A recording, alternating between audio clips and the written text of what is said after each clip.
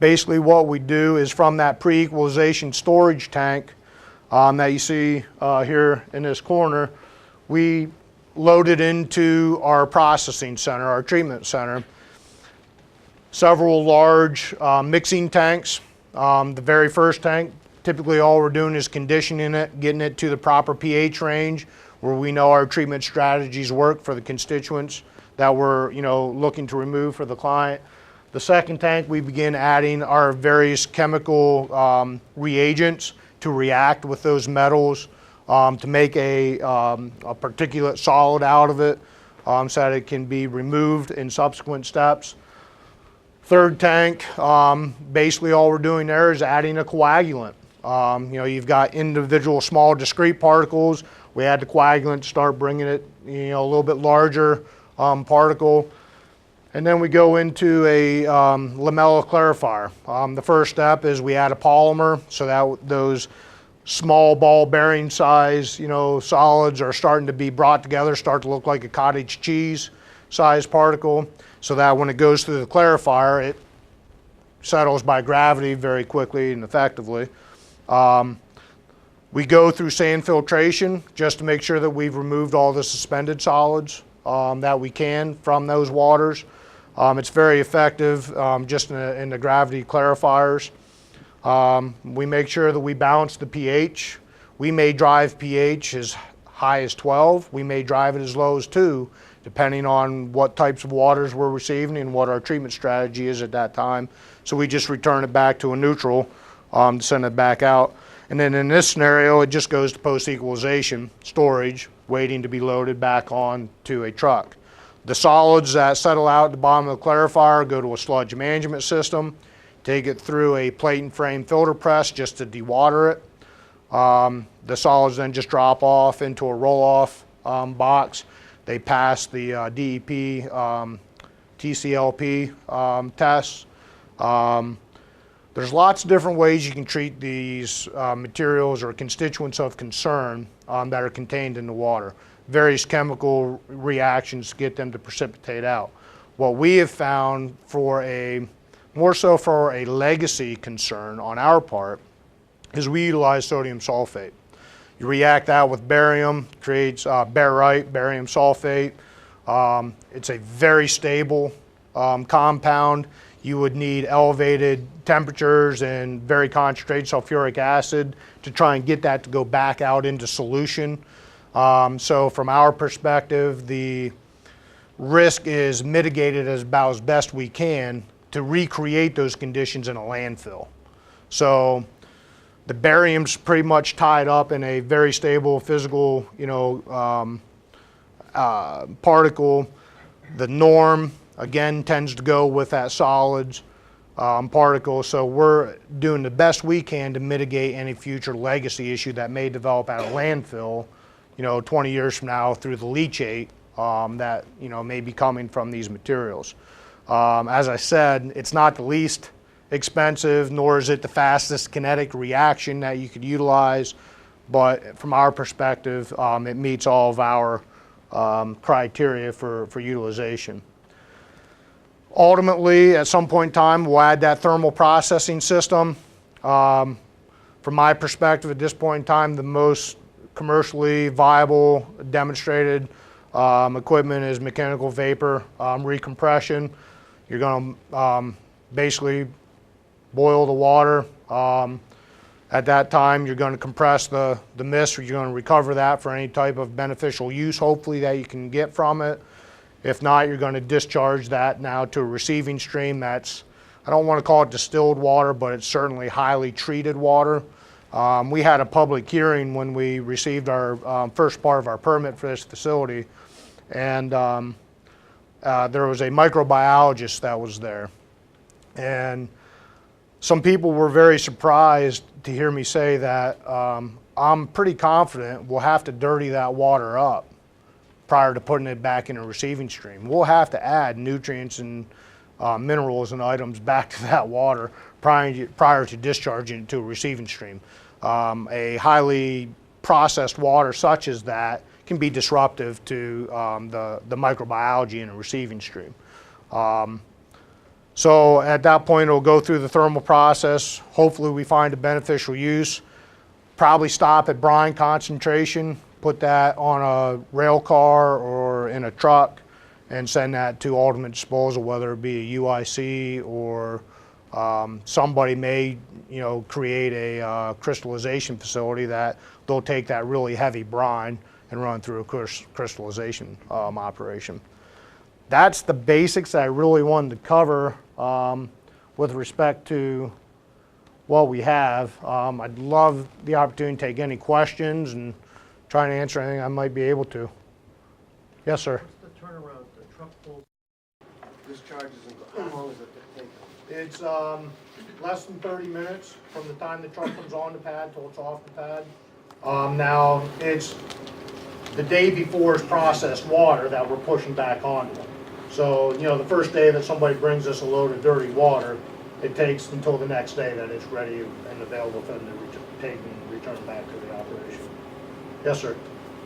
First comment, a moment or two ago I thought you were describing a microbrewery, but second comment, it seems like from what you're describing, you're trying to do the job right, and I mean that very sincerely. And I mean that very sincerely.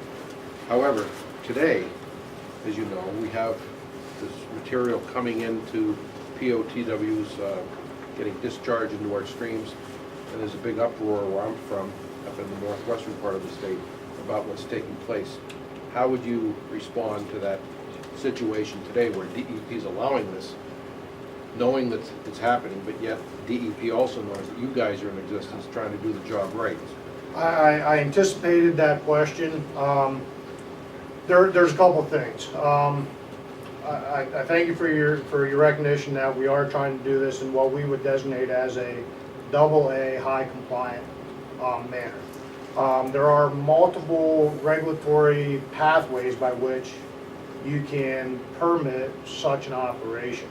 You can go through oil and gas and obtain a alternative waste management. You can do this on a pad site. You're not going to discharge water from that location, but you can process water on a pad site. The uncertainty is can you bring material that was generated at pad B to pad A, process it? The very earliest inconsistency was what's a well pad? When we started out in early 2009, it was a very liberal interpretation of a well pad. It was everything that was contiguous acreage that they had, the mineral rights to in their lease position. That has consistently, come down to where now it is the active well pad itself. It's still unresolved. If you can, in my opinion, it's still unresolved. If you can bring material from pad B to pad A and process it and return it to another location. What's interesting about that is when it leaves pad B, it goes on a truck, it's designated as residual waste, and when it gets to pad A, it's suddenly no longer residual waste. So it's kind of a unique circumstance. Our material, when it's returned back to the well field, is still designated as a residual waste, has the beneficial use label associated with it. However, it must be managed as a residual waste on that pad site. So that means it goes into a steel tank with secondary containment around it, or it goes into a centralized flowback impoundment with dual liners, leak detection, the same criteria you would see associated with, say, a landfill criteria. So that's part of it, sir, in terms of the inconsistencies. I do believe in the near-term future, POTWs, which have historically taken this water from shallow gas wells, I think that is a sustainable practice. Taking water from unconventional natural gas development, whether it be Marcellus or Utica or any other formation, I don't know that that's sustainable. It is different. The characterization of that material is not the same as the shallow gas wells that historically have been done in Western PA. So I don't know that POTWs will continue to accept this material. It opens them to various liabilities, I think. The centralized, facilities, I think that's where this is going, whether or not the energy company does it themselves or relies on third-party enterprise, private enterprise, to do it, such as us. Yes, sir. Did I understand right that this is similar to a typical Pennsylvania brine processing plant, except Oh, instead yeah. of dumping it? That's correct. You're Yep, it's putting it in physical process. chemical treatment, Okay. and the only thing is, we have zero liquid discharge. How much water's in your sludge when you discharge it? It's very dry, sir. We have the plate and frame press, which in addition to that has a membrane squeeze cycle. So we isolate everything, and we do a additional membrane squeeze, and we're well above 80% solids content. So 20. Water? Yeah. Yeah, that would be a max. I mean, there are days it comes out there dry as chalk. So, yes, sir. Where does radium go in your system? It goes with the solids. We have tested the influent and the processed water that we returned. All of our samples that we've tested, the processed water we're returning are at ambient background levels. So you're able to precipitate your radium? It's going with the barium, strontium. Yeah. Yep, it tends to follow that pathway. Yes, sir. Reuse for stimulation, is it more desirable to strip the sulfate or the iron? It depends on the energy company. Some energy companies have very strict specification for us. They want to see, you know, less than 30 milligrams per liter of sulfate, and they'll deal with iron through chemical sequestration. Others, you know, they're not as concerned with the sulfate. They'll take it up to 250. Same thing with the barium. Some energy companies want it as low as 10 parts per million. On average, we see it coming in 8,500 to maybe as high as 16,000. The longer the well is in production, you know, the higher that trends up. We're starting to see where it's starting to plateau on some of the wells that have been in production for nearly 2 years now.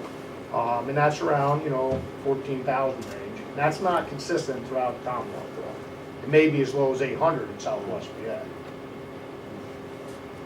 Yes, sir. What's the feasible cost for treating 1 million gallons? Oh, 1 million gallons, I'd have to do some quick math. We charge 11 cents a gallon. That's $4.62 a barrel, which a barrel is 42 gallons in a barrel. And that's just our put it on the table cost. If somebody wants a lesser quality water, any savings we can, you know, we'll share that with the client. If they want it ultra clean, you know, we may have to incur additional chemical utilization. Yes, sir. The organic chemicals and the other ingredients that the companies put in as surfactants and whatnot, how do they get removed? It varies, depending on, you know, what it is. The gels that we see in the early flow backs, you know, they're designed specifically to keep things in suspension. So one of the things we have to first do is break down that polymer chain, so that we can effectively process through our facility. Otherwise, it just wants to keep everything in suspension as it, you know, rolls through our treatment. Some of the other items, they just simply pass through our facility and go right back, you know, to the energy company. Yes. Do the energy companies share with you at all any concept of how this compares with the cost of an alternate way for them to handle Oh, this? yeah, I mean, by all means, this is a competitive market, albeit I think it's still supply is, demand way out exceeds supply in this circumstance. But there are numerous, you know, organizations working on it, whether it's mobile, you know, truly wheel-based mobile units that are driving to a well pad, or, you know, bringing online thermal processing systems. We, in addition to that fixed field facility that will be dedicated to a client, we will construct our second centralized facility yet this calendar year as well. So